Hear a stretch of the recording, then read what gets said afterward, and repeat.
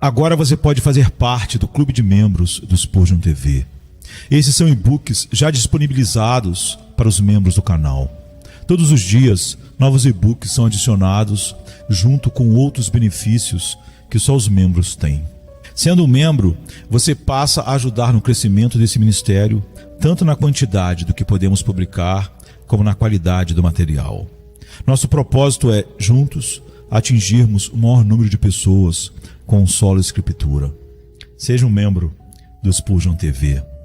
Sermão número 620, pregado na manhã de domingo, 19 de março de 1865, por Charles Haddon Spurgeon, no Tabernáculo Metropolitano, Newington, Londres, Inglaterra. Antes, exortai-vos uns aos outros todos os dias, durante o tempo que se chama hoje, para que nenhum de vós se endureça pelo engano do pecado. Hebreus 3:13. Os filhos de Israel, ao saírem do Egito, e nos 40 anos em que peregrinaram no deserto, representaram a igreja visível do Deus vivo. Não se tratava do corpo secreto e eleito dos redimidos, mas sim do grupo de pessoas que, de forma externa, professava pertencer ao povo de Deus. Eles eram muito inclinados ao grande pecado da incredulidade. Eles criam em Deus de uma maneira superficial, enquanto contemplavam seus feitos maravilhosos. Mas, no momento em que enfrentavam estreitezas ou dificuldades, imediatamente começavam a duvidar do poder de Jeová e a desprezar sua autoridade. Por isso, caíram em outro pecado que, por fim, se apegou a eles a ponto de se tornar parte de sua natureza. Tornaram-se obstinados, teimosos, rebeldes, perversos e duros de coração. Eles não aprendiam as lições, embora o livro que estudavam tivesse milagres em suas ilustrações. Seus corações se endureceram de tal forma que, mesmo vendo todas as grandes coisas que Deus fazia em seu favor, desprezaram a terra aprazível e, algumas vezes, chegaram a desejar, por causa das panelas de carne do Egito, voltar à escravidão de Faraó e morrer a morte em glória de escravos. O mesmo ocorre com a grande pecaminosidade da igreja cristã. A incredulidade é a raiz e a obstinação o fruto. Irmãos e irmãs, se conhecemos nossos próprios corações, devemos admitir que a incredulidade é um pecado que facilmente nos domina e que nossa obstinação também pode muito irritar ao Senhor. Alegramo-nos em Deus enquanto as rochas vertem água e enquanto o maná cai diariamente ao redor de nossas tendas. Contudo, quando a serpente abrasadora nos pica, ou quando as águas são amargas, ou nossos confortos são prejudicados de alguma forma, começamos a desconfiar e suspeitar da fidelidade de Deus. E como consequência, surgem em nós obstinação e resistência aos mandamentos explícitos do Senhor.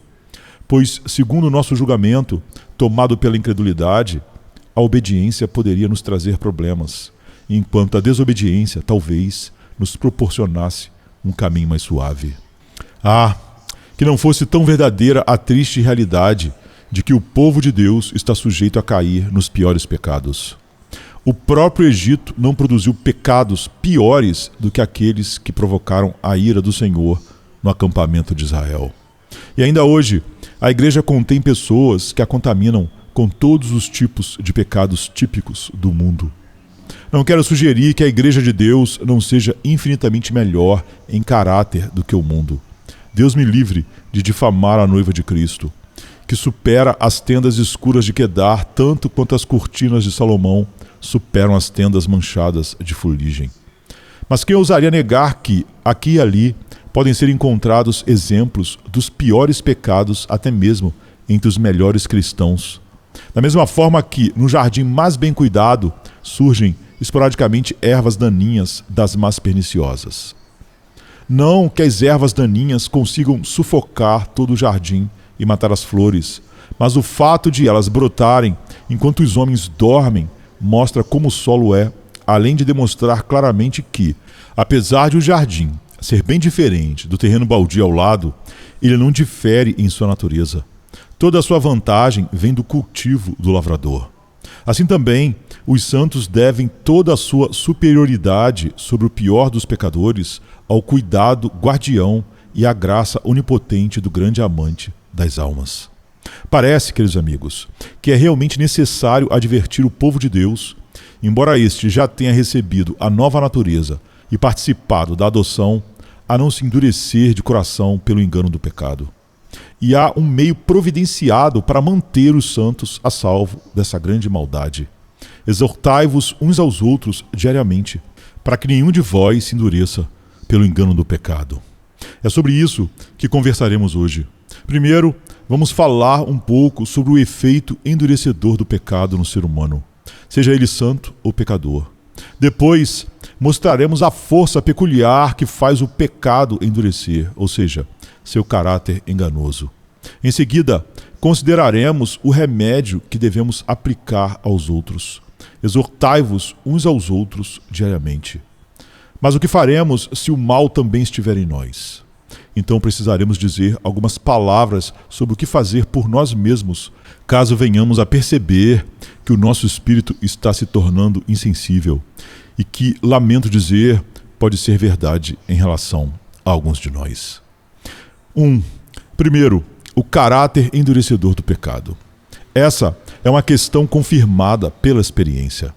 O primeiro pecado que entrou no mundo endureceu de maneira terrível o coração humano, pois Adão chegou ao ponto de tentar se justificar e até insinuar que Deus fora, indiretamente, o autor do seu erro, por ter lhe dado a mulher. Assim que provou do fruto proibido, uma dureza tomou conta de sua natureza moral. O coração sensível e tenro se petrificou e se tornou como pedra bruta e sem vida. Ele já não recuava diante da ideia de pecar e procurou se esconder da presença de seu melhor amigo. Ele sentiu sua nudez até certo ponto, mas não lamentou nem confessou diante de Deus o que causou essa nudez. Na verdade, não teria ficado satisfeito apenas com um avental de folhas de figueira se tivesse entendido plenamente quão profundamente havia caído. Os filhos, ainda não nascidos de Adão, participaram de sua queda naquele momento e agora nascem no mundo com uma pedra no coração. O coração humano é, por natureza, como o do Leviatã, de quem o Senhor diz: seu coração é duro como pedra, sim, duro como a pedra inferior do moinho. A pedra de baixo, escolhida por sua dureza peculiar. Ainda assim, por mais duro que seja o coração por natureza, ele pode ficar ainda mais endurecido pela prática contínua do pecado e pelo contato com ele. Como está escrito em Zacarias 7:12, sim, fizeram seu coração duro como diamante, para que não ouvissem a lei. Não há dúvida de que viver no meio do pecado tem uma tendência endurecedora. Você não pode andar nesta grande colônia de leprosos sem contrair algum tipo de contágio. Mesmo que você tivesse o coração puro, a não ser que possuísse a perfeição absoluta e a divindade de Cristo, o príncipe deste mundo o capturaria. É muito difícil viver neste mundo tão corrompido sem absorver alguma impureza. Esses carvões pretos que enchem o porão da terra, ainda que não o queimem, certamente o mancharão. Quando tantos fogos de pecado exalam sua fumaça, o linho mais branco não escapa das manchas de fuligem caídas do céu. Se o pensamento da insensatez é pecado, e temos autoridade divina para afirmar isso, então até mesmo pensar em pecado exerce influência poluente. Conseguimos ler a descrição dos pecados de outra pessoa sem que nossa consciência seja afetada? Pergunto-me se, ao lermos diariamente relatos de crimes, não somos levados a pecar mais facilmente. Grandes transgressões normalmente geram comportamentos semelhantes em mentes propensas a isso. E mesmo nos mais puros corações, essa simples exposição não pode deixar de exercer um efeito prejudicial. A árvore do conhecimento do bem e do mal produz frutos perigosos. Talvez fosse melhor controlar nossa curiosidade e evitar o contato com relatos escandalosos e imorais. Quem precisa vasculhar os esgotos, que o faça por dever, mas a maioria de nós não deveria se envolver com isso. Quem é chamado pela providência a lidar diariamente com pecados mais grotescos, precisa orar de modo especial por proteção para não cair pouco a pouco. Aqui, devo dizer que os pecados do povo de Deus são particularmente perigosos nesse sentido. Se vejo um bêbado em sua embriaguez, fico simplesmente horrorizado, mas não sou inclinado a imitá-lo. Porém, se encontro esse mesmo vício em alguém que eu respeito, cuja vida tem sido um guia para mim, primeiro sinto profunda tristeza, mas em seguida minha mente tenderá a desculpá-lo. E quando se consegue elaborar uma desculpa para o pecado de outro, é natural que passemos a aplicá-la para nós mesmos. A convivência com cristãos incoerentes tem levado muitos novos convertidos à ruína. O diabo gosta de usar até mesmo as aves de Deus como isca em suas armadilhas. Eu não imaginava isso, diz o jovem cristão, que homens em quem eu confiava pudessem agir de forma tão errada. Bem, se eles são considerados crentes fiéis e vão ao céu, mesmo agindo assim tão mal, então não preciso ser tão rigoroso, ele conclui.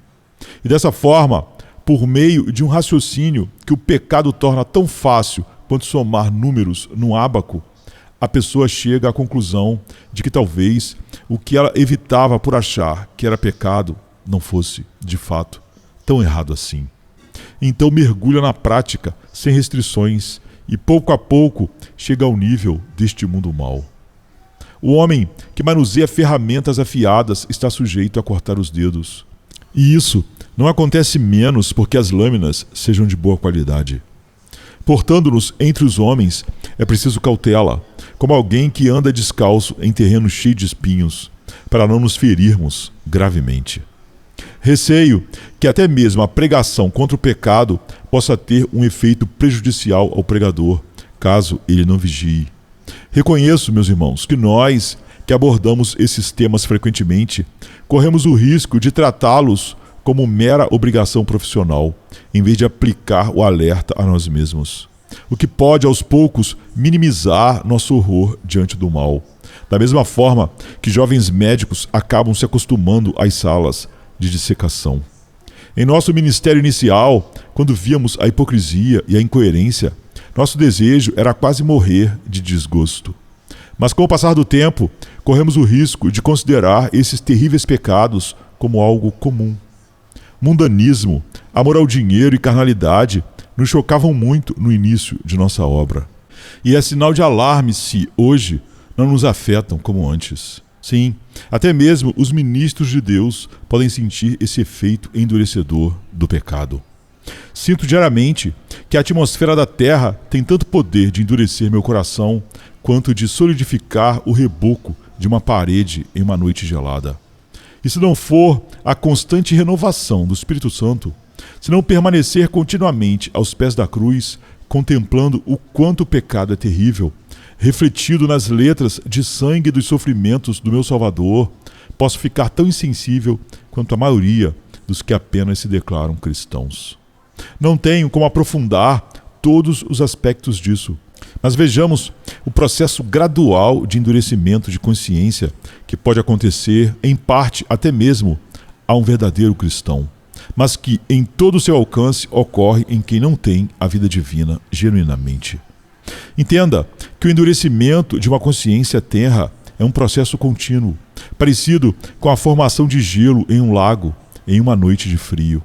No início, mal se percebe se há ou não gelo. Somente um olhar bem atento encontra pequenos sinais que prenunciam o congelamento. Pouco depois, já há uma camada de gelo tão fina que mal sustenta um alfinete. Com o tempo, forma-se uma película mais espessa, capaz de sustentar uma pedrinha. Em seguida, uma criança começa a andar com cuidado por cima. E, se o inverno for rigoroso o suficiente, podemos ver um lago completamente congelado, suportando até veículos pesados ou um exército inteiro marchando sobre ele sem medo. Não houve em nenhum momento um congelamento repentino e completo, mas no fim o lago inteiro acabou totalmente coberto por uma sólida crosta de gelo. Os apóstatas e grandes desviados não atingem o ápice do mal de uma vez só. Deslizar para o inferno pode, às vezes, ser um precipício, mas na maioria das vezes é um declive suave e constante. Muitas vezes é impossível definir com exatidão quando uma pessoa se encontra entregue à cegueira final. Normalmente, a cauterização completa da consciência é consequência de um longo e doloroso processo. Esse processo costuma começar assim. A pessoa perde sua antiga vigilância e sensibilidade. Quando você foi convertido, sentia medo a cada passo, temendo se desviar. Raramente saía de casa sem pedir a Deus, com grande ardor, que o guardasse pela sua graça. Orava fervorosamente pela manhã para que nenhum pensamento fosse indevido, nenhuma palavra fosse inconveniente. E quando terminava o dia, continuava ansioso, receando que, em alguma mínima situação, pudesse ter comprometido o seu testemunho e entristecido o Espírito de Deus. Recordo-me bem de quando eu mesmo estava nessa fase de cuidado excessivo. Alguns chamavam de sensibilidade doentia. Como eu estremecia ante a mera ideia de pecado, que me parecia excessivamente horrendo. Como gostaria de sempre manter essa atitude. Ó crente, naquele período inicial, sua vida era pura como um lírio, e qualquer pequeno grão de pó se destacava nela. Sua caminhada era brilhante, de modo que qualquer mínima mancha se tornava visível. Você se parecia com uma planta sensível. O toque mais leve do mal provocava em você um tremor de horror no íntimo. Mas hoje, temo que não seja mais exatamente assim. Talvez você até ouça comentários que antes o fariam tapar os ouvidos. Talvez tolere atitudes que antes o fariam fugir delas, como se fossem serpentes venenosas. Seus passos se tornaram descuidados. Pecados graves você evita, mas não sente tanta preocupação com os pequenos deslizes ocultos que nem chegam a incomodá-lo. O fim daquela doce sensibilidade, que é marca do nascimento do alto, é um sinal grave de declínio espiritual. Pode não parecer um grande mal diminuir um pouco a aversão ao pecado, mas justamente aí está o ovo de onde podem sair grandes tragédias.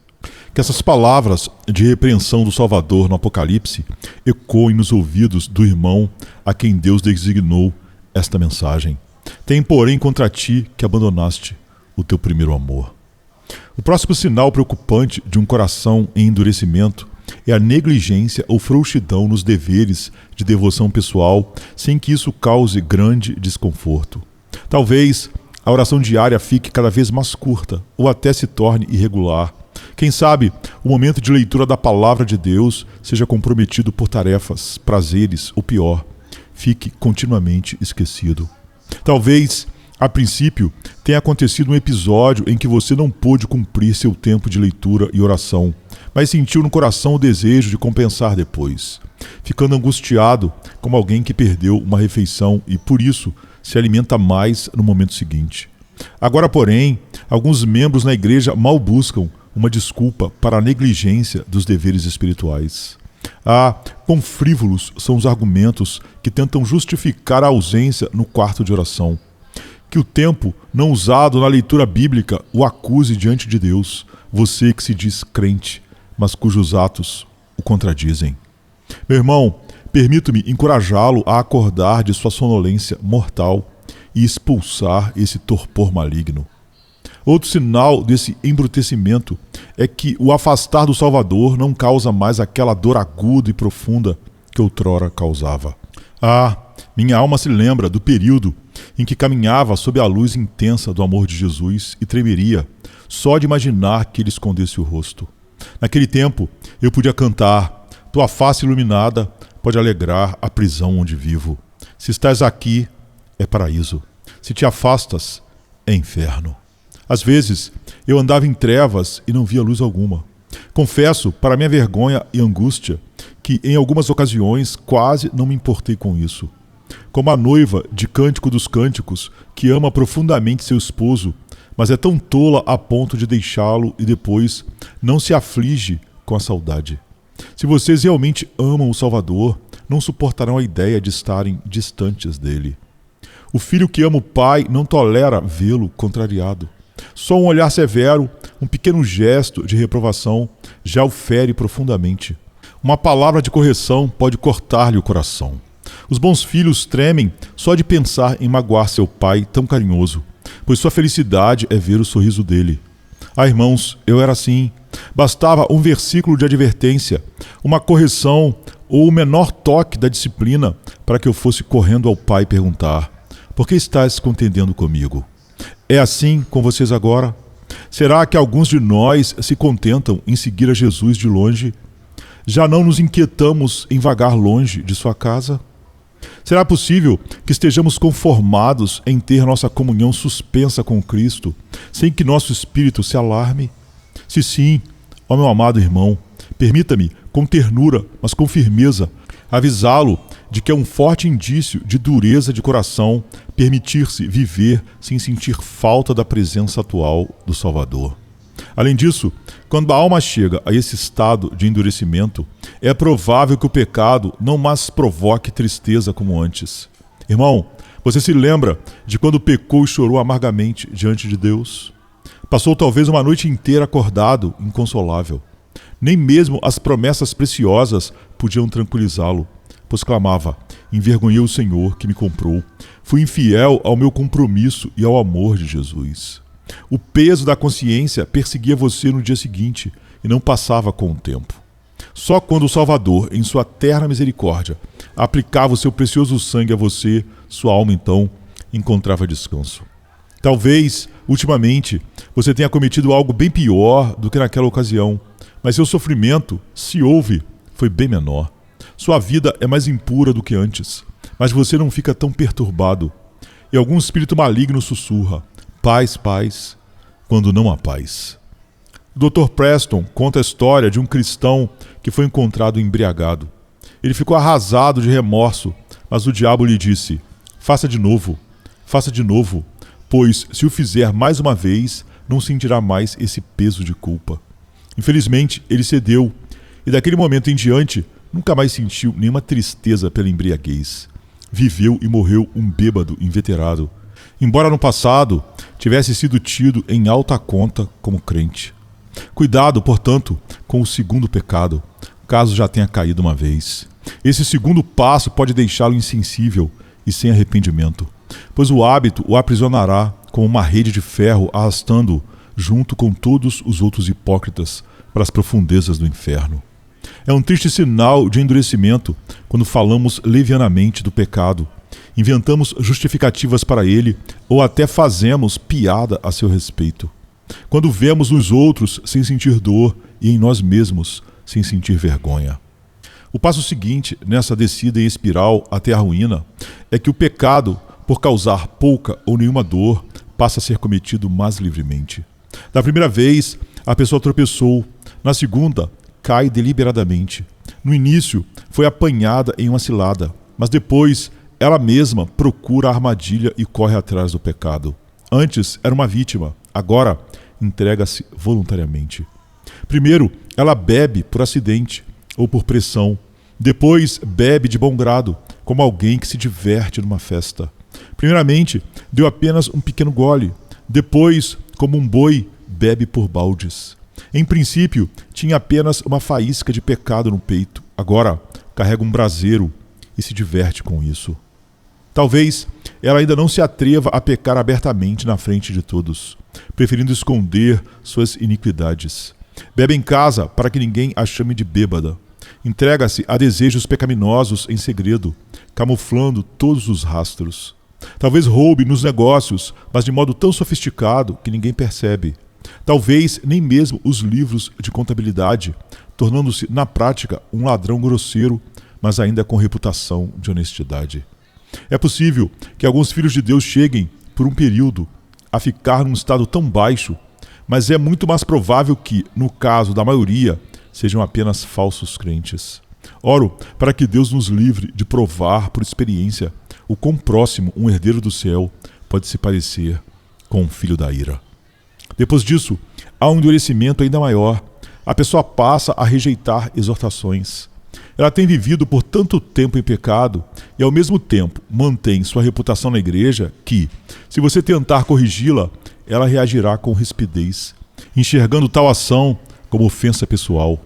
Ela se sente intocável, pois é considerada uma cristã exemplar há anos.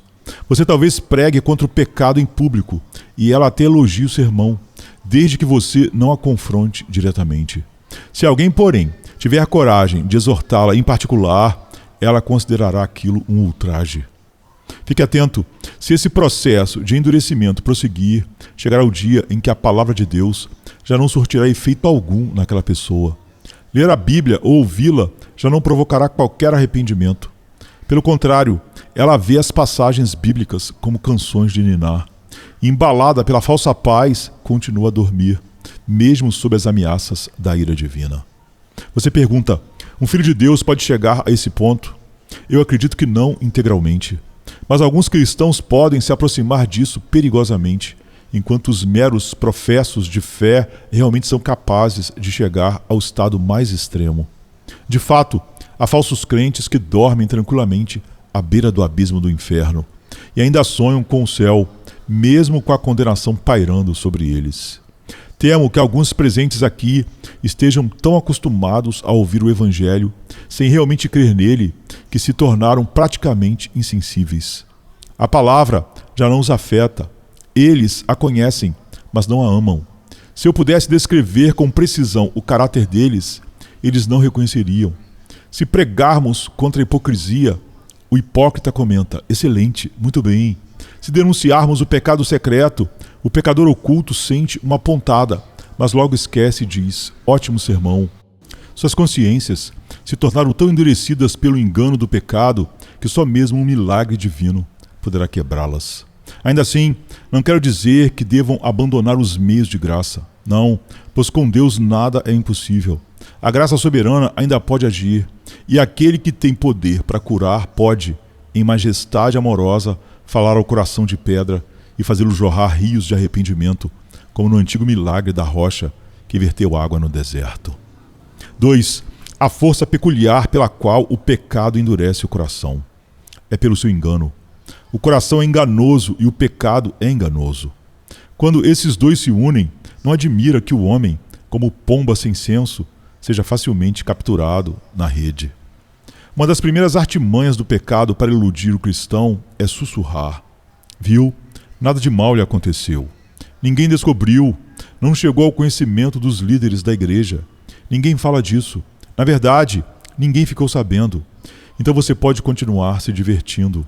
Se houver algo errado, fica só entre você e você mesmo. Realmente, diz o pecado, não vejo que tenha lhe causado nenhum prejuízo. Você pregou normalmente no último domingo, orava no culto e parecia bem. E se em alguma coisa foi prejudicado, nem dá para notar. Claramente, não houve grandes consequências. Repita a dose. Repita. A pessoa esquece que os resultados imediatos do pecado nem sempre são visíveis neste mundo e que, se o endurecimento do coração não parece tão evidente, é porque ele já está mais profundo. Afinal, se alguém consegue perceber seu próprio endurecimento, isso pode ser sinal de que ainda resta alguma sensibilidade. Então o pecado sussurra novamente. Isso seria pecado para outras pessoas, mas não para você. Veja, você está numa situação diferente. Para alguém como você, existe uma liberdade que os outros não têm. Você é jovem, diz o pecado. Então não há grandes problemas se for um pouco precipitado. Já para uma pessoa mais velha, seria grave. Mas se a pessoa é mais velha, o pecado lança outro engano. Você precisa se poupar, afinal, tem mais idade e merece mais conforto. Se alguém está em posição simples, o pecado diz, isso não é tão grave para você.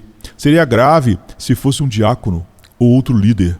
Mas do jeito que está, não haverá grandes repercussões. Se a pessoa é de alta reputação, aí o pecado murmura. Sua reputação é tão sólida que você aguenta isso. O pecado sabe usar todo tipo de lente distorcida para que a pessoa enxergue as coisas como elas não são. Por exemplo, é muito comum alguém condenar vigorosamente determinado pecado nos outros, chamando-os de maus, mas depois cometer a mesma transgressão e limpar a própria boca como se dissesse, não fiz nada de errado. Se esse artifício não funcionar, o pecado tentará algo ainda mais audacioso. É fácil se arrepender. Se você cair, pode em qualquer momento enxergar o mal cometido e então basta se arrepender e pronto, há perdão. Esse traidor ousa até mesmo se apropriar das doutrinas da graça para justificar a libertinagem. O velho tentador sussurra, Deus não vai rejeitá-lo, não é?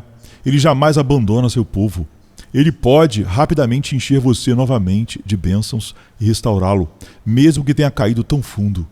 Você não corre os mesmos riscos que os outros, pois o propósito eterno de Deus é sustentá-lo até o fim. Então, pode beber o veneno sem sofrer e até pisar em serpentes sem ser picado. A condenação desses é justa, diz o apóstolo, referindo-se aos que transformam as doutrinas da graça em argumento para pecar. O verdadeiro Filho de Deus rejeita com veemência a ideia de usar o amor divino como motivo para a sua transgressão. Se o menino é tentado a roubar frutas de um pomar e os colegas dizem: "Não tem problema, seu pai o ama tanto que não o castigará", é possível que ele responda: "Não, justamente por meu pai ser tão carinhoso e bondoso, jamais faria algo que pudesse magoá-lo". No entanto, o pecado, com sua astúcia, transformará até mesmo o mais forte motivo de santidade em justificativa para rebelar-se contra Deus. Queridos amigos, sinto o peso dessa mensagem em meu próprio coração e por isso mesmo não consigo expressar tudo o que gostaria com vigor. Mas estou certo de que, em alguns que se professam cristãos, o pecado está trabalhando sorrateiramente, buscando corromper sua alma e afastá-la do ódio ao mal e do amor sincero a Jesus Cristo. 3. O remédio que devemos utilizar uns para com os outros. Exortai-vos uns aos outros todos os dias, para que nenhum de vós se endureça pelo engano do pecado. A ordem é exortar todos os dias, enquanto é hoje. Sem dúvida, muitos cristãos seriam poupados de quedas vergonhosas se a mútua exortação fosse praticada com mais frequência e poder do Espírito Santo nas igrejas de Deus. Essa tarefa cabe, antes de tudo, ao pastor e aos líderes da igreja. Estamos colocados na igreja para cuidar do bem do povo, pregando em público ou aconselhando em particular, sempre que possível, especialmente onde se percebe algum esfriamento espiritual e afastamento do caminho de Deus. Mas não é só deles essa responsabilidade. Vale para todos vocês. Exortem-se uns aos outros todos os dias. Os pais devem ter esse cuidado com seus filhos. Você não está cumprindo o seu papel de pai se não vigia a vida espiritual de seu filho, crente ou não, para corrigir qualquer desvio, por menor que pareça. Vocês, matronas em Israel, não são verdadeiras mães na fé se não se preocupam com as jovens irmãs, tentando afastá-las do pecado. Professores de escola dominical, vocês têm uma tarefa especial nesse sentido com suas classes. Nesta igreja, muitos dos que são membros vieram da escola dominical espalhada pela cidade. Então ressalto ainda mais a importância disso. Observem seus alunos, não apenas para que se convertam, mas também para que, depois de convertidos, sejam como jardins bem regados, sem plantas murchas e com todos os frutos do Espírito amadurecendo sob seus cuidados. Esse trabalho também é dos irmãos mais velhos. Vocês de cabelos brancos, cuja experiência de vida deveria lhes trazer sabedoria, podem se aproximar dos mais novos e oferecer uma palavra de exortação com amor e delicadeza.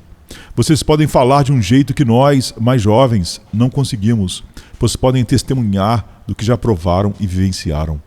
Quem sabe, até contando onde vocês mesmos sofreram por causa de faltas e tolices passadas. Sim, sem exceção, todos vocês, sejam ricos ou pobres, cuidem uns dos outros espiritualmente. Não digam, sou por acaso guardador do meu irmão, mas busquem o bem do outro para a edificação de todos. Oro para que haja ainda mais comunhão mútua entre os membros desta igreja, embora eu não tenha motivo para reclamar do que já temos. Em algumas igrejas, ninguém se conhece, o que torna impossível a prática de exortar-se mutuamente. As pessoas vivem como blocos de gelo à deriva, grandes icebergs que nem chegam perto uma das outras. Isso não deveria acontecer. O simples fato de sermos membros de uma mesma igreja, de bebermos do mesmo cálice, de partilharmos do mesmo pão, já nos dá autoridade para admoestar e ser admoestado. Na realidade, faz disso um dever inescapável, cuidar da alma do irmão. Não quero abolir diferenças sociais, Deus me livre. Elas sempre existirão, ao que tudo indica, até a volta do Senhor. Mas na igreja, a comunhão e irmandade em Cristo devem se sobrepor a todas as distinções sociais. Aqui, assim como no exército de Cromwell, um soldado podia repreender um capitão e um oficial menor podia chamar a atenção de um coronel. Exorto você, sintam-se livres para cuidar uns dos outros. Todos devemos zelar pelo crescimento de toda a comunidade de Cristo, vigiando em amor. Se vocês veem algum irmão retrocedendo, não contem a outros. Tentem vocês mesmos falar com ele com carinho. Se vocês percebem que uma irmã está definhando espiritualmente, não espalhem rumores. Primeiro, busquem em oração e depois tentem restaurá-la no espírito de brandura, considerando que também vocês podem ser tentados. Num grupo grande como este, há necessidade especial dessa prática. Somos muitos membros. O que os poucos líderes podem fazer por uma congregação de milhares de pessoas se vocês não exercem esse cuidado mútuo? Ainda bem que esse dever não tem sido completamente negligenciado, mas quero incentivá-los a mais diligência. Você conhece algum irmão que esteja se afastando? Vá a ele em particular. Sabe de alguma irmã que perdeu o fervor? Não vá logo falar disso, nem mesmo conosco, líderes, mas busque, primeiramente, colocar sua própria alma em dia e então procure ajudá-la a reencontrar o caminho. Se não fizermos isso, a igreja sofrerá grande desonra. É até inevitável que, com tantos membros, alguns sejam apenas hipócritas. Mas como a igreja poderá manter sua pureza instrumentalmente se não houver vigilância recíproca? Não queremos ser envergonhados. Não queremos que grandes quedas desonrem o nome de Cristo. Portanto, vigiemos uns pelos outros. É algo extremamente abençoado restaurar um irmão que está se perdendo. Não há recompensa maior do que esta dupla alegria. Evitar que o nome de Cristo seja blasfemado e salvar uma alma da morte, encobrindo uma multidão de pecados. 4. Por fim, e se este for o nosso próprio caso? Normalmente, não nos sentimos à vontade para pedir que um irmão nos exorte se percebemos que nosso coração está se tornando insensível. Embora fosse ótimo ter um amigo de confiança que pudesse dar-nos, às vezes, uma palavra solene de advertência. Alguns de nós estão em tal posição que não é provável que sejam repreendidos. Somos guardiões da vinha e quase não há quem ouse nos chamar a atenção. Nossos inimigos, contudo, suprem essa lacuna. Frequentemente, eles nos dizem verdades desconfortáveis, mas que no fim podem nos fazer bem. Nunca se sabe, há motivos para agradecer a Deus até mesmo pelo que a inimizade de outro nos revela. Quanto aos que não contam nem mesmo com esse amargo remédio, o que devem fazer se já começaram a esfriar espiritualmente? Aliás, em vez de se já começaram, talvez devamos falar abertamente. Muitos já estão assim. Não sentem mais o mesmo interesse nos cultos que antes tanto amavam. E isso não pode ser apenas porque o pregador seja o mesmo. Deixam de frequentar a reunião de oração ou, se comparecem, o fazem sem fervor. A oração particular se arrasta. A leitura da Bíblia foi quase abandonada. A comunhão com Cristo parece algo do passado. Algo sobre o qual já leram ou ouviram falar, mas que não experimentam mais. Às vezes, eu mesmo sinto como se uma espada cortasse meu coração e, se isso me faz sangrar, por mim tudo bem, pois antes sangrar do que ficar endurecido. É um terror, uma maldição, tornar-se insensível. Ah, se meu coração se quebrantasse, isso seria uma bênção. Alguns talvez exclamem. Sim, chegar ao desespero pode parecer até algo invejável, se comparado à completa falta de sentimento. Não vou dizer se estivermos em tal condição, mas reconheçamos, muitos estão. Então o que fazer? Meus irmãos, vamos refletir no quão terrível é estar com tão pouco amor por um Salvador que morreu por nós, tão pouca alegria em nosso precioso Jesus, tão pouca comunhão com nosso amado marido, nosso Senhor, nosso cabeça da aliança. Sintamo-nos envergonhados e confundidos por nossos caminhos, ó casa de Israel. Cobramos o rosto e afastemos toda a vanglória. Vistamos sacos e cobramos nossas cabeças de cinzas. Façamos um verdadeiro tempo de lamento em nosso espírito, chorando por nossa dureza de coração. Mas não paremos no lamento. Lembremos de onde recebemos a salvação pela primeira vez. Voltemos imediatamente à cruz. Somente lá e em nenhum outro lugar nossa vida pode ser reavivada. Veja o Salvador pendurado. A vida nele hoje assim como havia há 10 ou 20 anos, quando você o contemplou pela primeira vez. Se agora lhe parece que seu antigo testemunho foi uma ilusão, se sua fé parece presunçosa, lembre-se, Cristo continua sendo o Salvador. Ele veio ao mundo para salvar pecadores. Se você não tem certeza se é um santo, saiba que ao menos é pecador. Então vá a ele a si mesmo. Voltemos ao início. Voltemos ao ponto de partida. Lancemos novamente o fundamento. Cantemos, tal como sou, sem nada ter, senão teu sangue por mim verter. E o convite para ti me achegar, ó Cordeiro de Deus, eu venho. Não importa quão duro, quão insensível, quão morto você se sinta, corra outra vez, mesmo cheio de trapos, miséria e sujeira, e se prostre diante da cruz do Salvador. Apesar de todo o meu pecado e toda a minha dureza de coração, diga em fé, creio que Jesus morreu por mim. Abrace essa cruz, contemple aqueles olhos que se cerraram na morte, banhe-se naquela fonte cheia de sangue. É assim que o cristão pode reacender seu primeiro amor e recuperar a antiga santidade de fé e a antiga sensibilidade da alma. E vocês que temem nunca ter sido realmente convertidos, mas percebem agora que estão endurecidos e sentem que tal situação poderia ser definitiva, deixo a exortação. Que o Espírito Santo os ajude a obedecer a este chamado. Corram a Jesus, vocês, os mais indignos dos homens. Vocês que trabalham sob fardos pesados, corram a Jesus. Vocês de corações negros, imundos, endurecidos, corram a Jesus. Ele é capaz de salvar perfeitamente todos os que se aproximam de Deus por meio dele. Não estamos ainda no inferno. A porta de ferro ainda não se fechou. A tranca não foi passada. Ainda há esperança, pois ainda há vida. Há esperança, pois ainda há promessas. Há esperança, pois ainda há um Salvador pregado no madeiro. Ele é o Salvador para mim e para você, se formos a Ele humildemente. Que Deus nos ajude a fazer isso, por amor a Jesus. Amém. Soberano Rei dos céus, sempre bom e sempre fiel, minha vida em tuas mãos, cada passo em teu querer. Tua palavra me formou, minha história escreveu, desde o ventre me guiou, e em ti descansarei. Seja o dia ou a escuridão, seja o riso ou a aflição, nada foge ao teu olhar. Tua graça me sustém.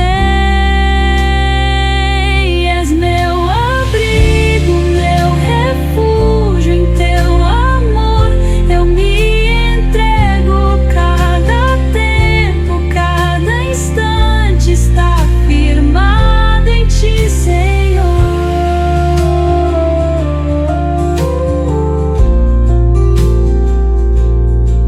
No deserto ou no jardim, seja angústia ou seja paz, tudo vem do teu querer, tudo volta para ti. Nada pode me tocar se tua voz não ordenar.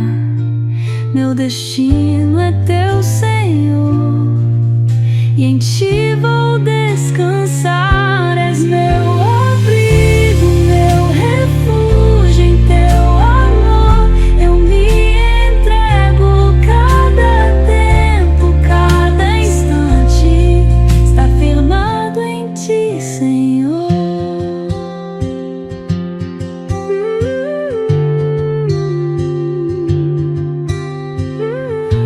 Meu Deus, tudo é teu, tudo é teu. Amém.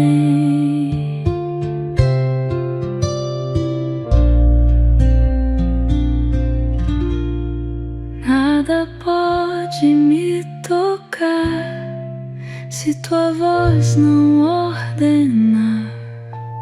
Meu destino é teu, Senhor, e em ti vou descansar.